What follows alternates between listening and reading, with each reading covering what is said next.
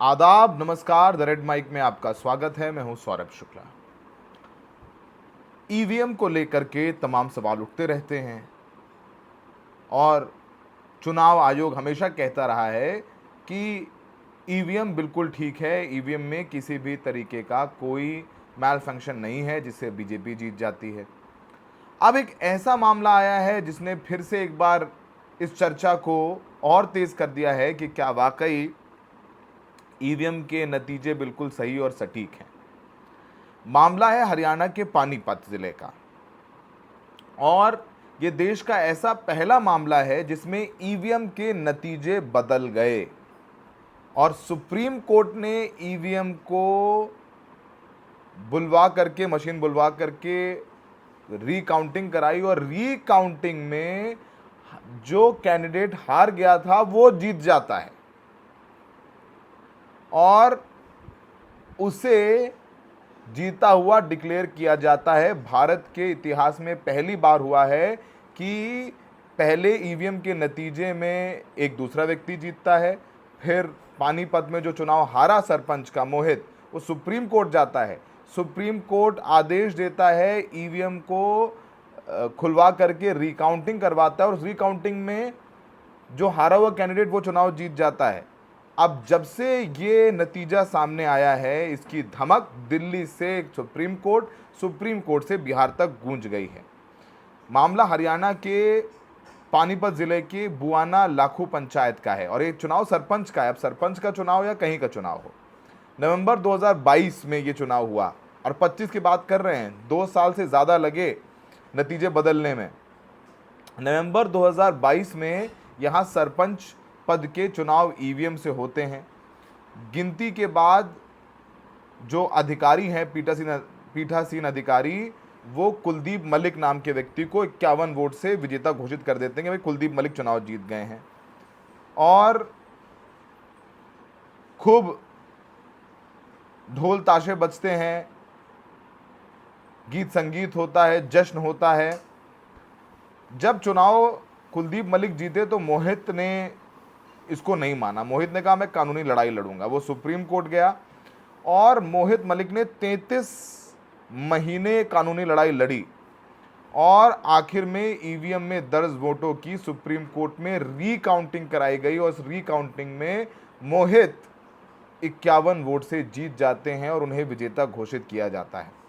Court के फैसले के बाद 13 अगस्त को राज्य के चुनाव आयोग ने मोहित को सरपंच बनाने का नोटिफिकेशन जारी किया और 14 अगस्त को मोहित को जिला विकास एवं पंचायत अधिकारी ने शपथ दिलाई, जिसकी तस्वीरें हम आपको दिखा रहे हैं। और 15 अगस्त को मोहित ने बतौर सरपंच ध्वजारोहण किया, जिसकी तस्वीर हम आपको दिखा रहे हैं। अब ये चुनाव तो सरपंची का था। अब इस सरपंची के चुनाव में जो ईवीएम पर सवाल उठे और सुप्रीम कोर्ट में ईवीएम की रिकाउंटिंग कराई गई और पीठासीन अधिकारी या चुनाव आयोग का जो तंत्र है उसकी पोल खुली, उसके बाद धमक जो है बिहार में उठ गई, क्योंकि बिहार में एसआईआर हो ही रहा है। चुनाव आयोग से लेकर के सड़कों पे चर्चा है। तेजस्वी यादव ने इस खबर को शेयर किया अपने हैंडल पर और उन्होंने कहा कि हारा हुआ प्रत्याशी जीत गया, लेकिन उसके कार्यकाल के 3 साल ईवीएम की कृपा से कोई और फर्जी सरपंच रहा। चंडीगढ़ मेयर चुनाव में कैसे धांधली करके बीजेपी को जिताया, जिसे बाद में कोर्ट ने खारिज किया।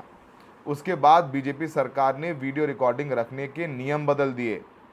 अब 45 दिन बाद चुनाव आयोग आपको गिनती का वीडियो नहीं देगा।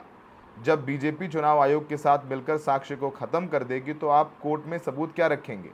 ये लोकतंत्र के खिलाफ हैं, इसलिए लोकतंत्र में ये लोग पारदर्शिता नहीं चाहते। बिहार लोकतंत्र की जन्मस्थली है। आप सभी लोग सतर्क, सावधान और जागरूक रहें। तो बिहार चुनाव से पहले ये जो ईवीएम का फैसला बदला, उसने सियासी सरगर्मियां बढ़ा दी हैं।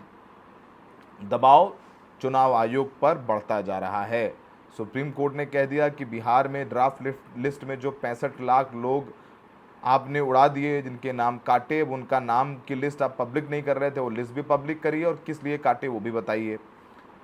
आधार को भी स्वीकार कीजिए। तो सुप्रीम कोर्ट से दो झटके लग गए। एक तो सुप्रीम कोर्ट ने ईवीएम में रिकाउंटिंग करा ली अपने सामने, वहाँ पर नतीजे बदल गए, और अब बिहार एसआईआर को लेकर के अब वोट चोरी का पूरा एक कैंपेन विपक्ष चला ही रहा है। और ऐसे में ये फैसला आ जाना, इस पर जो सरपंच हैं मोहित का भी बयान आया है। उन्होंने कहा है कि इस बार सुप्रीम कोर्ट में सच्चाई की जीत हुई है, झूठ का दिन हमेशा छोटा ही होता है, सच्चाई एक ना एक दिन सामने आनी ही होती है। अब ये जो इलाका है जहाँ पर ये हुआ है, इसे खिलाड़ियों की फैक्ट्री कहते हैं, यहाँ से तमाम खिलाड़ी भी आते हैं। और इस चुनाव जब से ये फैसला आया है, बिल्कुल एक पॉलिटिकल रिएक्शंस की झड़ी लग गई है। कांग्रेस ने इस पूरे मामले पर अपना बयान जारी कर कहा है कि पानीपत का एक गांव में सरपंच का चुनाव हुआ, ईवीएम से वोट डाले गए, सुप्रीम कोर्ट में चुनाव के नतीजे को चुनौती दी गई। सुप्रीम कोर्ट ने ईवीएम मंगवाकर अपनी निगरानी में दोबारा काउंटिंग कराई। जो रिजल्ट आया उसने सभी को चौंका दिया। दोबारा गिनती के बाद परिणाम पलट गया और पहले हार चुके प्रत्याशी को सरपंच बनाया गया। देश में कुछ इसी तरह अलग अलग तरीकों से आपके वोटों की चोरी हो रही है। ये बात कांग्रेस ने अपने हैंडल पर डाली है। सुप्रिया श्रीनेत कहती हैं, पानीपत जिले के बुआना लाखू ग्राम पंचायत के सरपंच चुनाव का नतीजा पलटा। ईवीएम से डाले गए थे वोट, लेकिन जब सुप्रीम कोर्ट ने दोबारा वोटिंग हुई तब चुनाव का नतीजा पलट गया। 2022 में चुनावी नतीजों को चुनौती देने वाले मोहित कुमार निर्वाचित घोषित हुए, गजब धांधली है।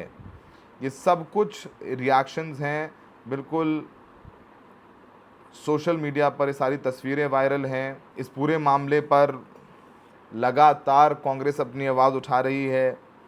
अब माहौल और ज़्यादा जो है गड़बड़ होगा, सवाल उठेंगे इस मामले पर। जो भूपेश बघेल हैं उनका भी बयान आया है कि धांधली हो रही है। सारा जो घूम फिर के सुई आती है कि भाई ये क्या मामला है, क्यों इस तरीके से ये धांधली हो रही है, वो आ जाती है ईवीएम, चुनाव आयोग और प्रशासन जो इस पूरे चुनाव को कराता है। प्रियंका चतुर्वेदी ने भी कहा है कि on EVM recount by SC the change result shows how EVM does not get manipulated, raises more questions on the election process. यानी ये जो हुआ है फैसला, ये चुनाव की प्रक्रिया पर और गंभीर सवाल उठाता है। मतलब बाढ़ लगी हुई है। हमने तेजस्वी को बताया ये खबर आपको हिंदी अखबारों में नहीं मिलेगी वगैरह वगैरह। और अब जब चुनाव धीरे धीरे नज़दीक आते जा रहे हैं, ये सवाल उठते जाएंगे, बढ़ते जाएंगे, और इस पूरे मामले में जो रिएक्शंस हैं वो भी हमने आपको बताए, वो भी हमने सुनवाए। और बिहार एसआईआर को लेकर के भी तमाम चीज़ें होती जा रही हैं, प्रक्रिया पर सवाल उठ रहे हैं। लेकिन हम चाहते हैं कि जाते जाते आपको हम बताएं कि कैसे चुनाव आयोग थोड़ा बैकफुट पर है।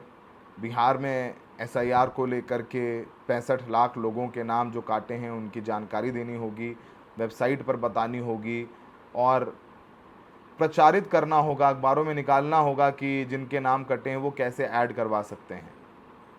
प्रक्रिया वोटर फ्रेंडली होगी।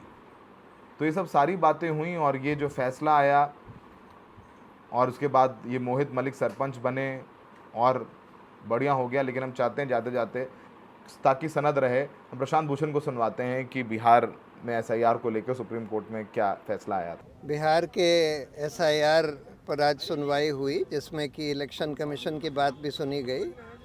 कोर्ट ने इलेक्शन कमीशन से पूछा कि भाई तुम लोग के पास अगर ये जो 65 लाख लोग जो पहले लिस्ट में थे और ड्राफ्ट रोल में नहीं है, जिनका नाम ड्राफ्ट रोल से हटा दिया गया है, अगर उनकी लिस्ट है तो उनको तुम वेबसाइट पर क्यों नहीं डाल देते? तुम लोग कहते हो कि भाई बूथ लेवल एजेंट्स को दिए हैं। भाई जो ऑर्डिनरी सिटीज़न है, वोटर है, वो booth level agents political parties के ऊपर क्यों निर्भर रहे? तो तुम लोग वेबसाइट पर डालने में तुमको क्या दिक्कत है? तो उन्होंने बोला कि हाँ, वहाँ करने के बाद बोला कि हाँ हम डाल सकते हैं। तो उन्होंने आदेश दिया है कि 48 घंटे के अंदर सारे डिस्ट्रिक्ट लेवल ऑफिसर्स और चीफ इलेक्टोरल ऑफिसर जो बिहार का है उनके वेबसाइट्स पर डिस्ट्रिक्ट वाइज और पूरे स्टेट की 65 लाख लोग जिनका नाम लिस्ट से ड्राफ्ट रोल में हटाया गया है उनका नाम डाला जाए, और उसमें किस कारण से हटाया गया है, क्योंकि इलेक्शन कमीशन ये कहता है कि हमको पता है कि इसमें से 24 लाख लोग मर चुके हैं, 32 लाख लोग दूसरी जगह चले गए हैं वगैरह वगैरह, तो जिस कारण से हटाया गया है वो भी डाला जाए।